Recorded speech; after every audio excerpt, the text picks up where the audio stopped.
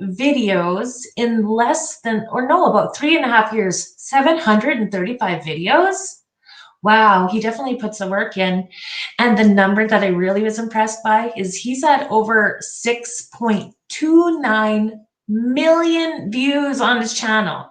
So I definitely want to pick his brain as much as I possibly can. Are you ready, Paul?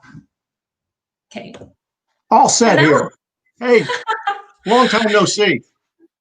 Yeah, you know what? I was going to say too, Paul and Paula, there's a song about us Sonny and Cher used to sing, isn't there? Was it Sonny and Cher? Yeah, I think it was. I think it was. Ah, geez. My memory's bad. I was going to play a clip, but I didn't want to get a strike. Oh, yeah, I know. That's the hard part. Yep. Hi, Maggie. Thank you for being here. So, how long have you been doing these RV reviews, Paul? So I started in January of 2016. So, initially I started out because I'm in RV sales, right? And I started out so that I could give people a way that they could review a camper before they even went to see it. They could just sit at home. They could be sitting in bed. They could sit out, drink a cup of coffee, whatever. Didn't matter what. They could be, on their phone. They could be on the computer. Some people sit home, watch it on TV, and just give them an option of seeing that. But, my other motive to doing that was to obviously brand myself and get people to know who I was. Let people know that, listen, I'm not your typical sales guy. But in doing so, I get a ton of people showing up. I shouldn't say a ton. I get a number of individuals that show up throughout the year to buy campers where I work, and they're not asking for me. So that is a bit frustrating. Well, you're probably a really good channel to watch then if someone wants to buy an RV, because you have worked in sales. For how many years have you been in sales? Since 2001. 2001, and you still do it today? Still do it today, full time.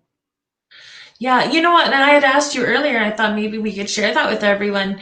But how has the pandemic affected RV sales? Oh, I mean, it's through the roof. I mean, we're to a point now, just like I just sold another unit today, although I'm on vacation.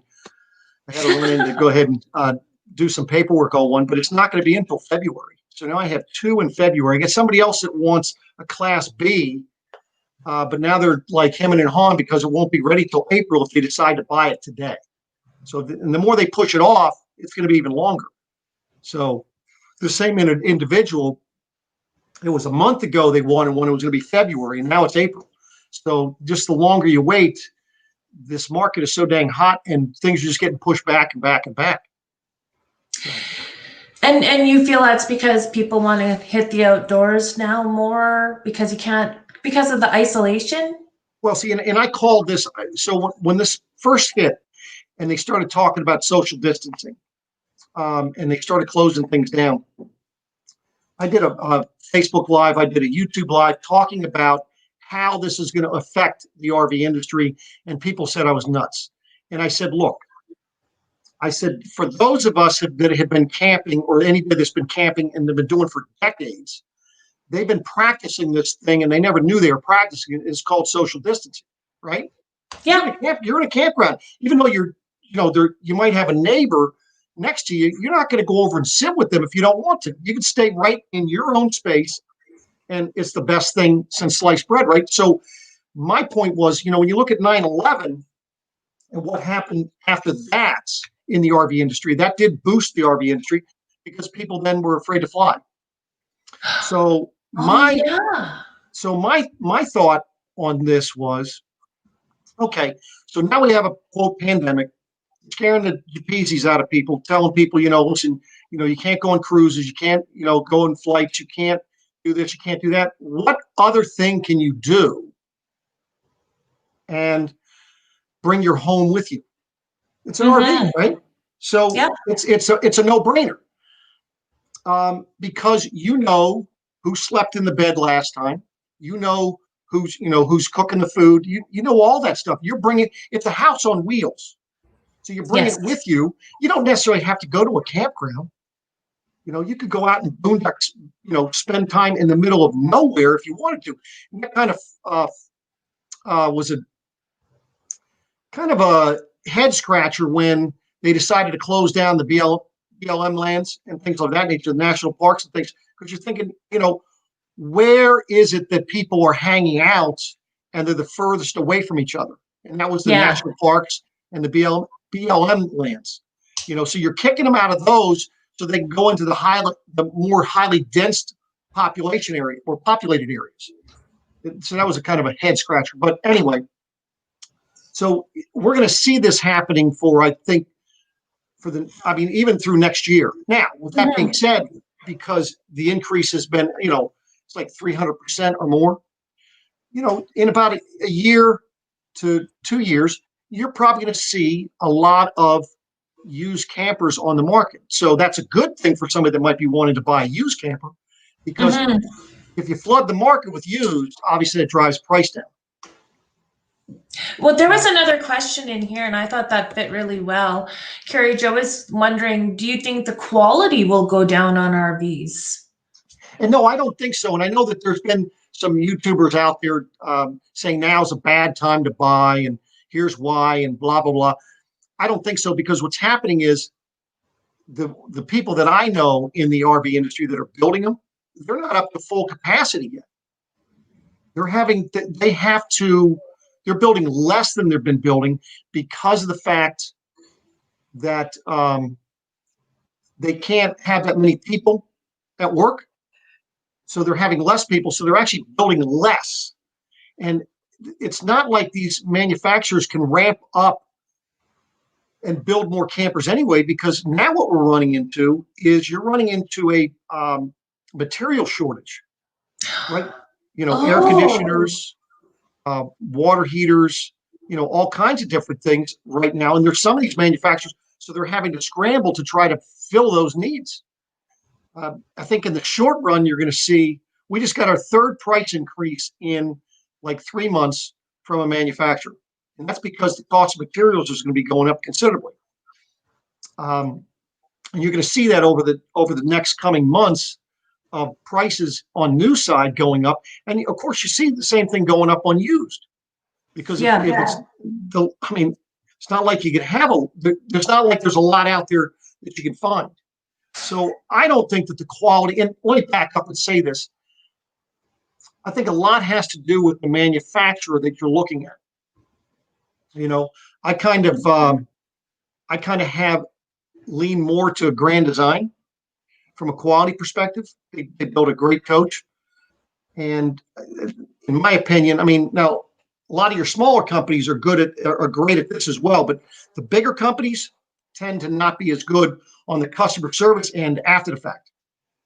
Oh. And I find Grand Design to be one of the better companies after the fact for taking care of people from a customer service standpoint. So that's my own professional opinion. And I've been, it's only because of what I've seen over the years that I've been selling campers, and from feedback that I get back from customers that buy from me. So it's almost like an older camper or RV is going to temporarily hold its value for a few years because the new ones are going up in price. Would you say that? Well, it's going to hold their value right now.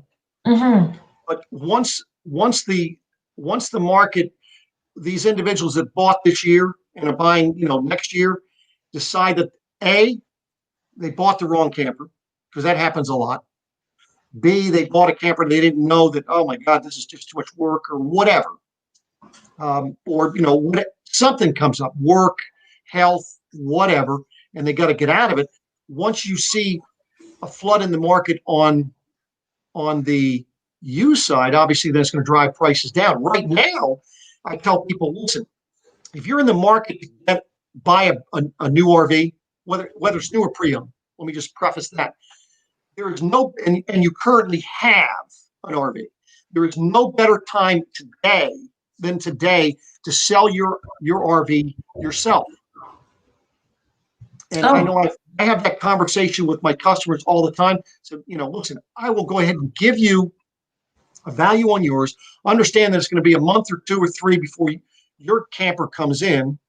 So understand you're going to know the bottom of the market. If you wish to sell your camper between now and the time your new camper comes in and make more money, feel free to do so. There's no pressure on you. At least you know the least amount you're going to get for it. But everybody I have that I have given that advice to that went to sell theirs, they got things a heck of a lot more. Case in point, I had a gentleman, he had a camper and it was fairly new. And when you have newer campers and they're higher priced, that tends to be tough from a dealer standpoint, from a resale standpoint. But we were going to give him $10,000 less than what he owed on it. He decided, you know what? He's just going to rent it and he's going to still buy the fifth wheel he wanted.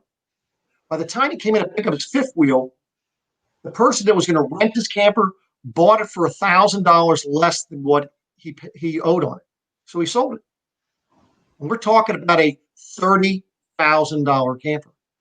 So I had another customer of mine. They're looking to buy a new camper, but they bought a Class C motorhome used back from me 2 years ago. They used it extensively because they're both teachers. And so they did a lot of traveling while the pandemic was going on. They sold their camper for what they paid for it 2 years ago. Wow. You can't beat that, right? So I wish I had something like that I could be upgrading right now.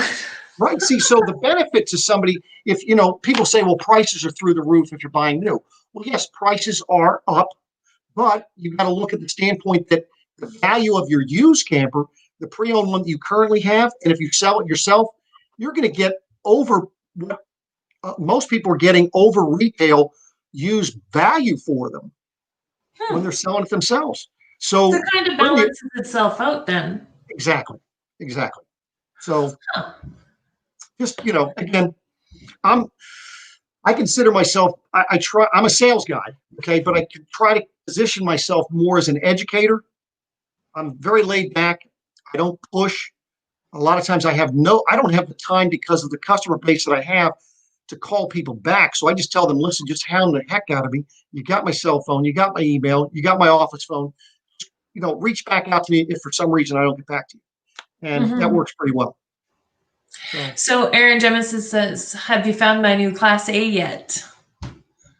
Which one is that, Aaron? Was that the 29M Hurricane? Trying to think. Oh, you can't tell me you remember. Well, I'm trying to. Well, there was somebody I did a video, and I can't remember if that was him. It was the 29M Hurricane. It was like about a 40-minute video. My videos since I've gotten the camera, I've tended to do longer videos, more in depth. Some people hate that. The comments reflect that, but what people don't realize is that there is a button down below when you're playing the video. There's like a little wheel, and you can actually speed the video up. And of course, you can always scrub fast forward. You can kind of scrub it across and stop it in the areas that you want to hear about. Well, I would think having a thorough one, like if I had a particular mindset on one, I'd want to know as much details as I could. Well, and that's what I try to do. Yeah. So you see, somebody said, okay, never mind. Let's say hello to the RV DJ and Rana's here. And Aaron had popped in, and Advanced City Adventure found us the lyrics for that song. RVing with G is here. Just by the way, Life Rocks. I want to say hello to George and also to Kathy for joining us here this evening. Appreciate you guys showing up. Yeah, and Going Green Mom is here as well. She's another one of my moderators. Anybody there that's a moderator, can you drop your own links throughout this as well? Just finishing here, seeing if there's a Nomadic Hippie. Thank you for coming in as well. So now your name is RV Reviews with the Airforce Guy. So I'm imagining you were in the Air Force? Spent about 10 years in the Air Force, of which 2 of my later years in the Air Force, I was actually an aircraft maintenance instructor on the F-16. So I kind of parallel or parlayed that part of my training into what I do now. And in '05, I put together an RV use and maintenance book. It took me a year to put it together initially. I've updated 18 times. In June of 19, I made it an ebook, although the ebook's not as comprehensive as the one that I share with my customers. But so I'm a little bit more involved in this business than most sales guys because of the way we operate at the dealership I work at. Many dealerships today, the salesperson only handles the sales process. Once that is done, they're done with the customer altogether. Whereas we're the ones actually doing the walkthrough with the customers. Now, the benefit to the customers when they're dealing with somebody that understands RVs and actually does camp, I give my cell phone out to my customers. So when they're out camping and they forget how to do something, they can give me a call. And I mean, I get calls on a daily basis, from the springtime through like November. And Isn't that difficult to deal with all the time? No, I mean, it's just a matter of, I always have to ask them, okay, now what do you have again? We sell so many different products. It's just like, I was talking to a guy today. He called me. He says, Paul, he says, I can't get my water heater to work. And I thought he told me he had a Solus. Well, he didn't have a Solus. He had a Tolero, which is basically the same thing. Because I'm talking to him. I said, now you have the Truma water heater, right? It's a furnace water heater. He said, yeah. I said, okay, walk in. So I walked him through the steps for it. And then I was telling him about something because I thought he had a Solus. I said, okay, now go over by the sink and turn this knob. And it's going to be like an Insta. He goes, Paul, he says, I don't have a Solus. He says, I have a Tolero. I said, oh, well, then forget about the knob. I said, you'll be fine now. I said, call me back if that didn't work. And he called me back because Paul, he says, I really didn't change much. I said, yes, you did. You only had it on eco. You didn't have it on hot. And that's why the water didn't get hot. And he never called me back. So I assumed that worked. So, Sorry, do you get a lot of return customers then because you do allow all of that follow-up and the questions at any time? Absolutely. I get a lot of return customers, repeat customers, referrals. So because of, what, and it's not just because of what I do. Understand that, listen, I'm only the sales guy. You're only as good as the company you work for. And fortunately for me is that the company that I work for, we have more master technicians in our shop than most other RV dealers have in their dealership. Now, I'm not talking about the real big ones that are out there, but a lot of the mom and pop ones that are around. I mean, the technicians that we have that prep the units, I feel are more knowledgeable than a lot of these other dealers' actual technicians. And so we're able to do things. And so that really helps as well. And because I'm not service, I'm sales, I always tell my customers, listen, if you feel that you're not being taken care of in service, I want to know about it so we can try to rectify the situation. And there are times that customers reach out to me and I try to get it resolved. And, my service doesn't typically like that. I do things that way. But otherwise, I mean, you're just going to have customers that are going to go elsewhere if you don't take care of them after the sale. Yeah. Like Carrie Jo says, that's smart, Paul. Repeat customers and they'll recommend you because of their good customer service. Yeah, that definitely makes sense. So, but yeah, so this year they actually gave me a camper to go out and actually use. And so now I've been doing more videos while I'm out camping and showing those types of things. So that camper is going to be available. My last trip this year is going to be the weekend of Thanksgiving. So then it's going to be available after that. So if somebody wants the camper that I actually took care of for the summer, that will be available. Just reach out to me. Okay. Interesting. So what got you into RV sales? Like, what did you do before that? So when I got out of the Air Force, I went in the insurance and investment business, and I did that for like 10 years. Then this was June of 2001. My wife and I came across this dealership here in Beckley's Camping Center. And we went in and test drove a motorhome. And I'm thinking to myself, we sat down and went over things after the fact and thinking, Dan, you can buy a dang motorhome and have a payment same as we were driving a custom van at that time. And I'm thinking, geez, that's amazing. So then I said to my wife, I wasn't too happy with the way the insurance industry was going. and I sold my block of business to a guy. I walked into Beckley's and asked him for a job. He says, "Well, Paul, I don't have any room for you." So I went back a week later and said, you have room for me now? He said, "No." I said, "Well, I'm going to go work at this other dealership. Give me a call when you need me." They said, "We don't want you to go there." I said, "Well, then hire me today." So I went and worked at another dealership for a month, and they called me.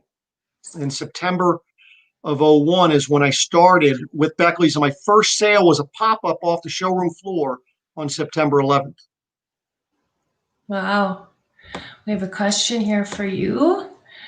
Is it safe for us to rent out our RVs? What's your opinions on that, Paul? Well, and so I have some customers doing that, and one customer that does it now, he has a trailer, and I know he's done phenomenal with it, and it's really helped him out because he was upside down tremendously with it at the time. This is back a few years ago. What he does with his is he will actually deliver the travel trailer to the campground that the people want to use it at. And then he charges them, if it's over 50 miles from his home, he charges them a delivery fee. Mm-hmm. So you have to be careful from the standpoint, Beckley's, we rent RVs, both towables and drivables. The drivables tend to have more issues with people, side swiping something and things of that nature. They don't tend to have that issue with the towables, but you just got to make sure. That's right. You just need to make sure that if somebody's going to be towing your RV, that they have the proper tow vehicle for it. But then the other thing you're going to run up against is who's going to set up the hitch work. Meaning, if you already have your weight distribution set up for your truck, it's not necessarily going to match the truck that's going to be towing it. So, I mean, hey, it's a great way to go ahead and supplement it if you're not going to be using it. You just got to make sure you do it smart and make sure it's worth your while. Yeah. We have another question for you here as well. Tell us how you got the car with your picture on it. Aaron, I appreciate that. So, my kids and my wife really aren't they do not like driving that van anymore because of that. But, my thought was, when I have customers that go camping, we have about 5 campgrounds in Gettysburg, which is about 20 minutes from my house, 20 to 30 minutes from my house. And I'm about 30 minutes from work. So I constantly go to these campgrounds to check in on customers when they go on their first camping trip, or when I know they're going to be up there and they want me to stop by and check in on something. And so I said to myself, if I'm constantly going to these campgrounds, I'd like people to know that, hey, listen, who is that guy? And hopefully that will have people reach out to me. And that's the reason why I did it. So it's kind of like a wrap, but I kind of screwed up. So I'm correcting that. I just got it in the mail today because people look at that, because I have on there the Airforce Guy logo. I have on there. I have my picture. I have my Beckley's RV logo. I have a picture of a motorhome, although some people might think it's a U-Haul because it doesn't say Winnebago or any of that stuff on it. And then it says, before you buy, see the Airforce Guy, and I have a phone number. Well, I've had 3 people say to me, well, what's that mean? So I've got some other words I'm going to put on there. So it's basically going to say, are you in the market for a camper? Are you looking to buy an RV? And those are going to be placed strategically on my van, so that way I'm specifically saying camper and RV. Because some people think an RV is that a motorhome is the only RV out there, and they think a camper is a travel trailer. When an RV, it doesn't matter what you're talking about: pop-up travel trailers, fifth wheels, hybrids, Class A motorhome, diesel pushers. It doesn't matter. Those are all RVs. It's a recreational vehicle. Oh, so, yes. Yeah. That makes sense. Boondocking with Boomer has a question. What type of RV are you selling the most?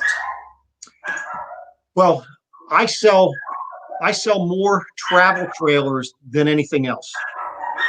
And of the brands that I sell the most of, I sell more Grand Design than anything else that's on my lot. Although we have a lot of things that are on a lot. We've got Class B motorhomes, ACs, fifth wheels. We got other brands as well. But the majority of the people that come in, and I walk them through the campers and so forth, and we find the floor plan that they like, and then I explain to them construction and so forth. I would say the majority of them are buying the Grand Design.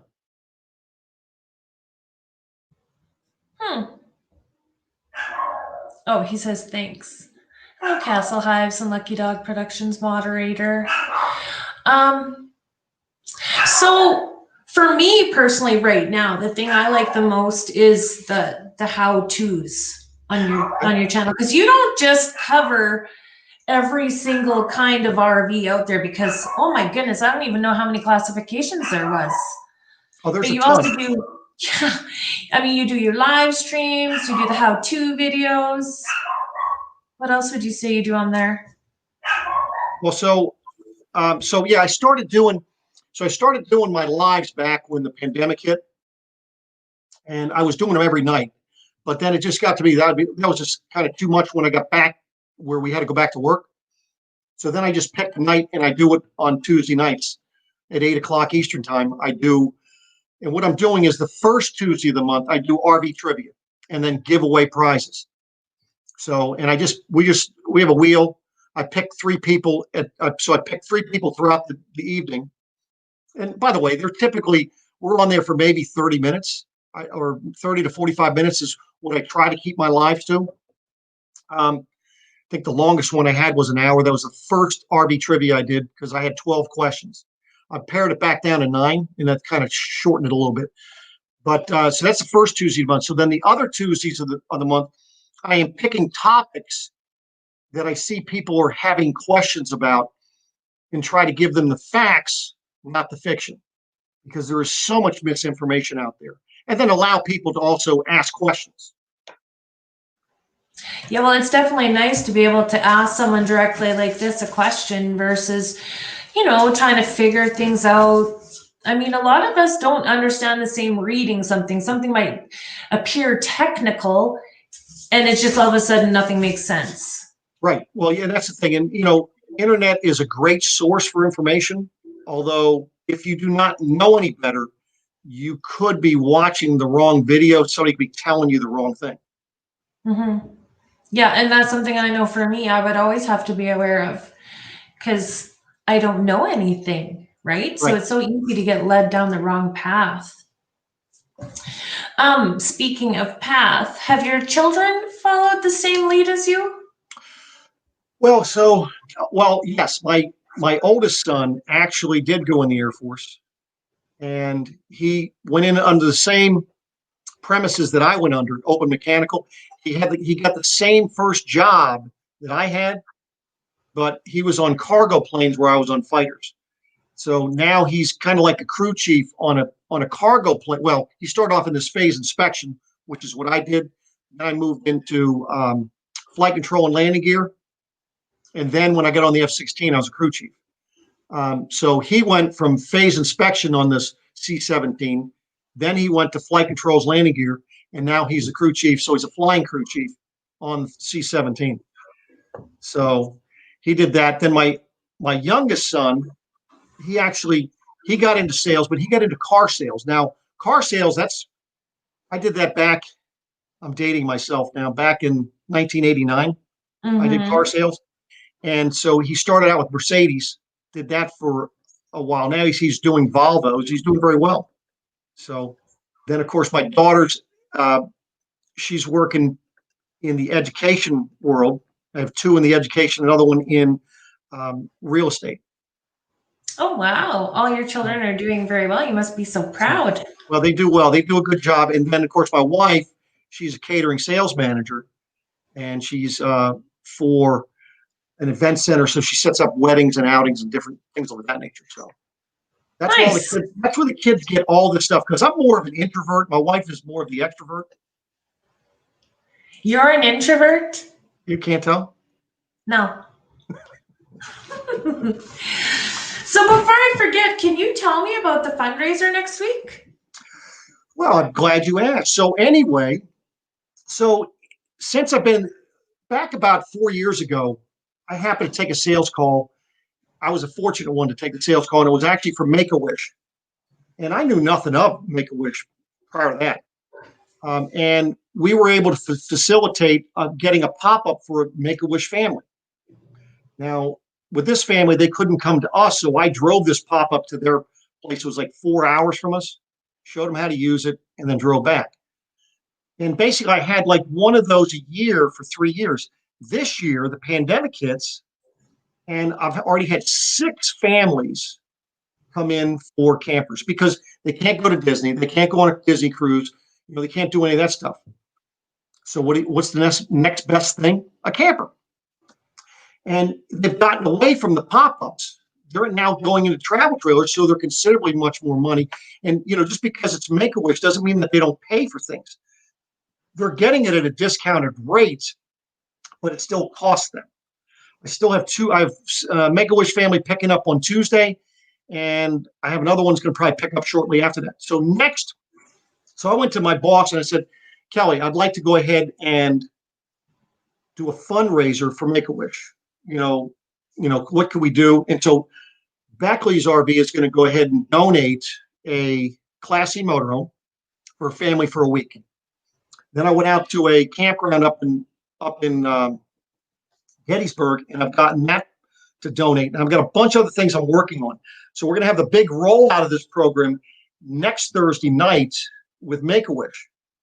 And my goal for Make-A-Wish, it's a strong goal, but I'm going to be working it very, very hard, is I want to raise $250,000 for Make-A-Wish. And basically what it's going to be doing is we're going to have a link directly to Make-A-Wish. And for every $25 that somebody donates, their name is going to be put into a hat. And we're going to have a drawing in January 21st of next year for that lucky winner to win this. And I mean, it's going to be an eventful week because I'm trying to get all kinds of activities. So for somebody that wants to take a vacation and actually, not have to come out of pocket a whole heck of a lot, this is going to be a great opportunity for somebody. And heck, they could win it for as little as $25 to donation to an organization that really needs their help at this time. So the draw is for to win a camper? To win a camper for a week, and all the things for a week. Yep, it's going to be so that we're donating a rental for somebody to have for a whole week. So what I'm doing next Thursday night at 7:30, that's October 15th, is I am interviewing the CEO of Make-A-Wish Mid-Atlantic. And she is going to explain what Make-A-Wish is all about. And then I'm going to be having the owners of Beckley's on to talk about what they're donating. And then I'll be going through all the other donations that we're going to be putting in. And it's going to be growing monthly as far as the activities and so forth.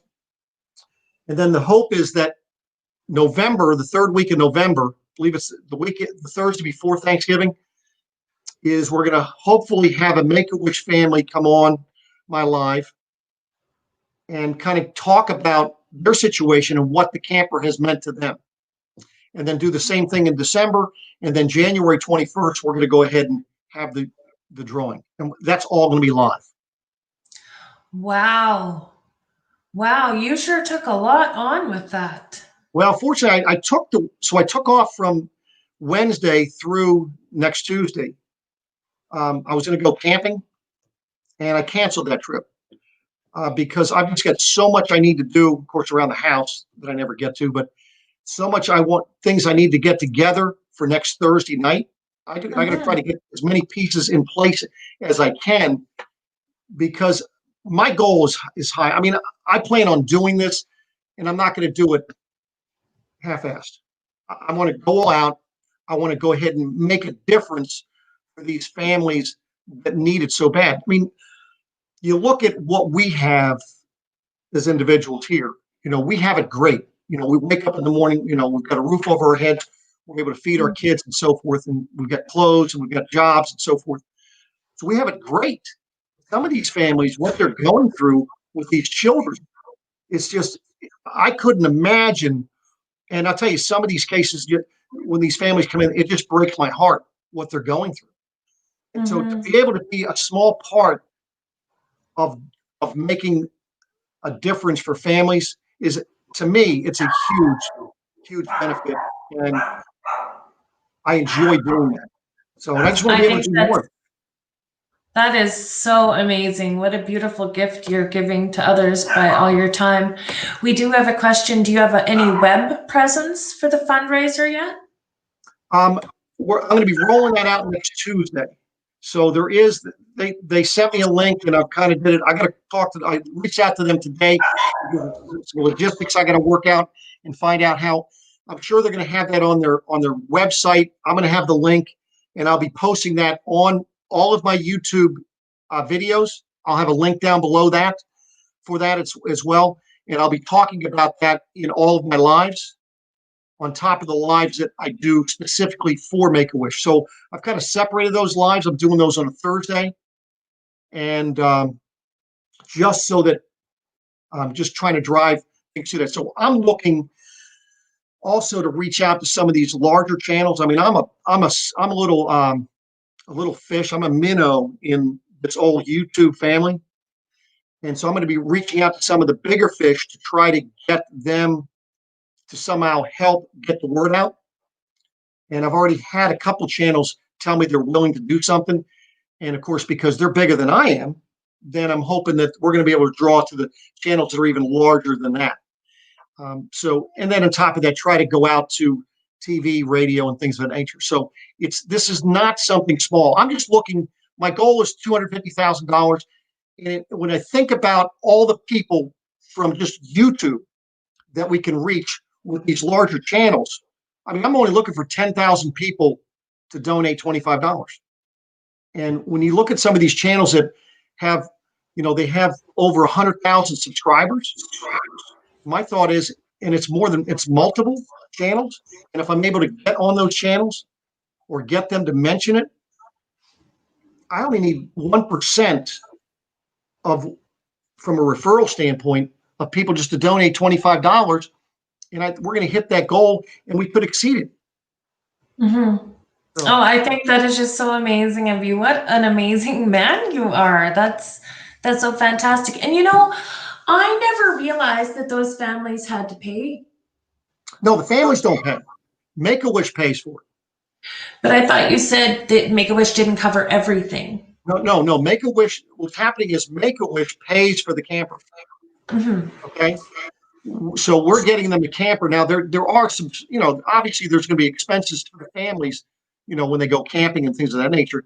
But what I do is with the camper, we supply some of the basics: a water hose, sewer hose, water pressure regulator, some toilet paper, and some chemicals for the black tank. So we give them some of the basics, so at least they can get started. So then Okay. if they want to pick up other items, then they can.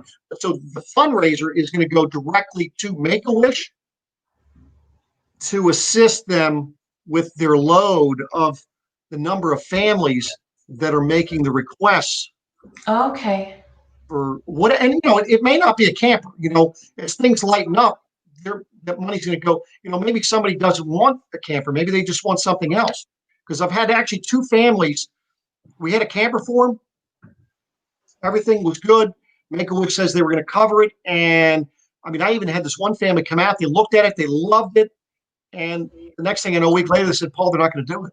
And I'm like, okay, well, so, and Wow. you never know what's going on in the family. True. Could be a lot of other things that are going on with these people. So it's a tough thing. So, That brings to mind me, because we're talking about people that have some life-threatening concerns and stuff and disabilities. Are there good options for people with disabilities for camping and traveling? well, there are. So, and somebody mentioned that today to me. They mentioned that it'd be nice for me to do videos on handicap trailers. Well, handicap trailers they're hard to come by. I don't have any manufacturers that actually have handicap accessible campers. Now, with that said, handicap accessible motorhomes is another story. Oh. Okay. And I actually did a video on one, and it was actually a Canyon Star by Newmar that actually had it, and it was all laid out specifically for handicap.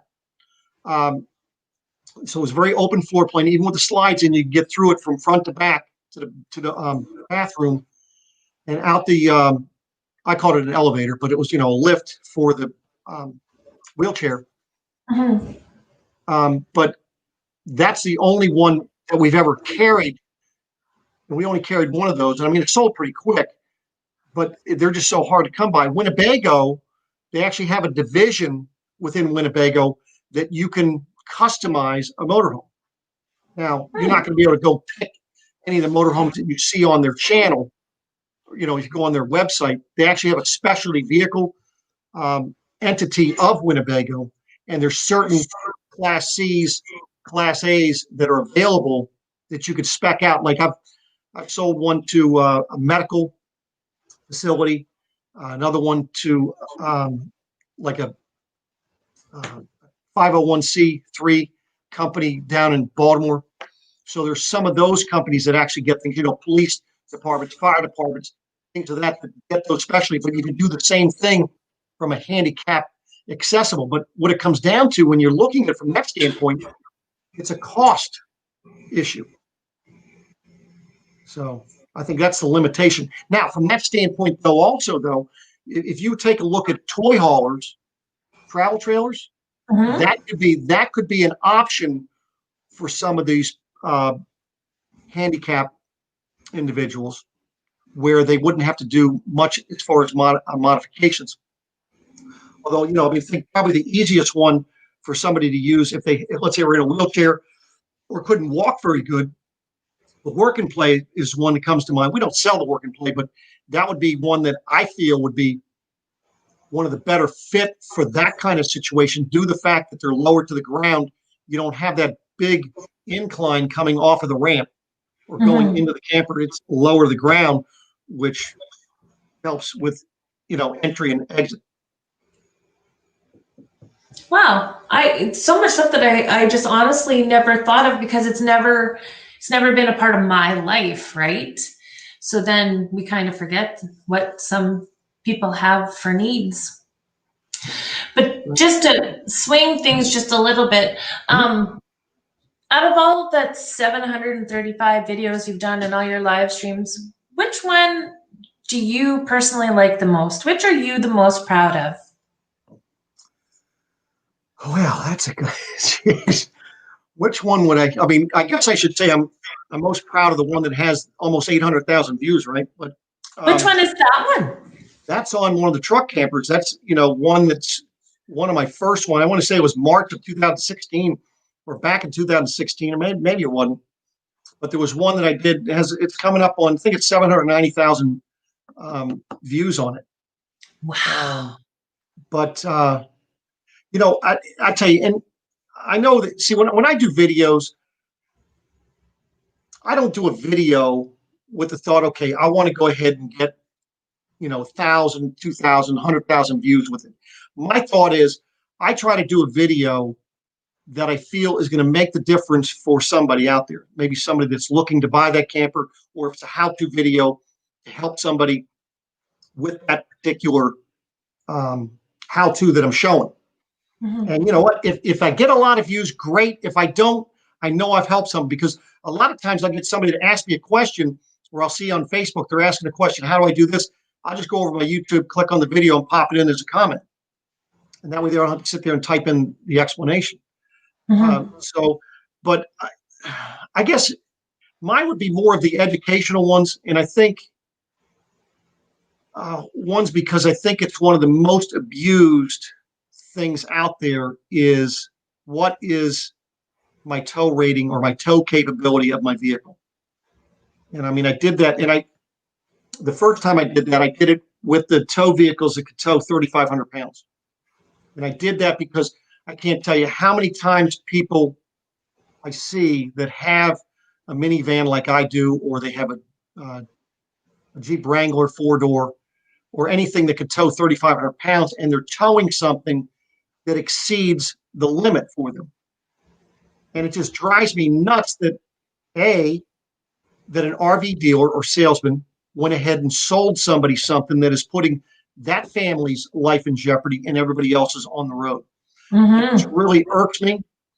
And the fact that, because a lot of these manufacturers, you've got to be careful when they're talking about tongue weights, because it really irritates me when these manufacturers exaggerate how light the tongue weight is on these units.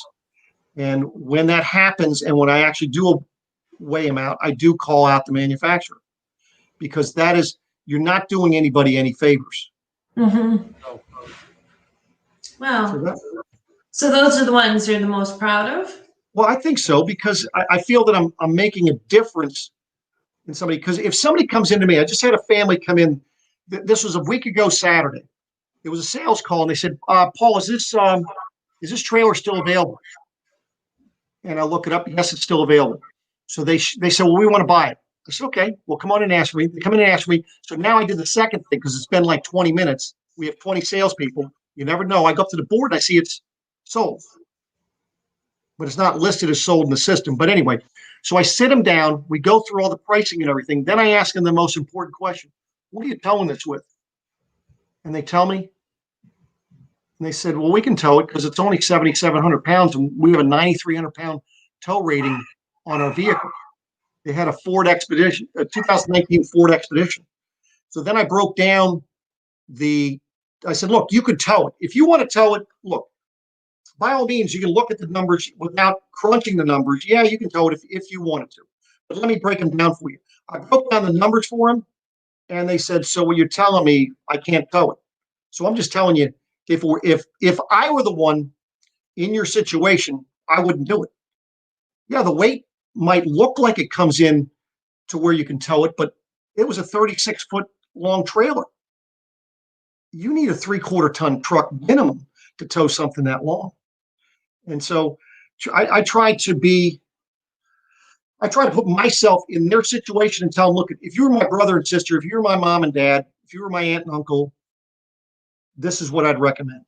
And I do that with everybody. Now, I lost a sale, but you know what? When I go to sleep at night, I don't have to worry about that. So, Yeah, definitely. Yeah. Um, I know we don't have much time left, but I'm going to throw another question out there.